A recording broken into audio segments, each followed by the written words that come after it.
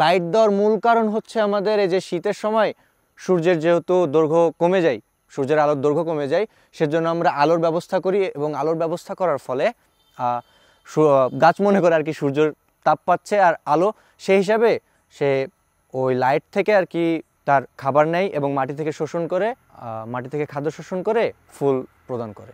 এর ফলে ফল তাড়াতাড়ি আসে শীতকালে। যে কেউ চাইলে করতে পারে। এটা হচ্ছে একটা স্থায়ী ফসল। ও যদি করতে চায় ওকে স্থায়ীভাবে জায়গা রাখতে হবে। এমন না যে আমি এটা লাগাইলাম 1 বছর বা 2 বছর রেখে হয়ে গেল আমি উঠে ফেললাম, এরকম না। আমরা যেহেতু চারা বিক্রিও করি, সে আমাদের কাছ থেকে চারা সংগ্রহ করতে পারে বা যেখানে চারা ডিস্ট্রিবিউট করে ওদের কাছ থেকে চারা সংগ্রহ করতে পারে। সে যখন পাইকারিভাবে নেবে তার কাছ থেকে হয়তো বা 10 টাকা বা 9 টাকা এরকম হচ্ছে চারার পিস নেবে। আর আমরা যেগুলো খুচরা বিক্রি করি খুচরাতে হচ্ছে 20 টাকা করে পিস নেওয়া হয়।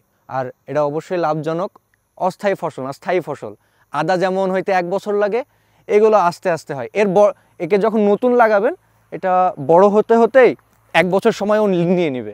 আমি লেখাপড়া করি কৃষি নিয়ে।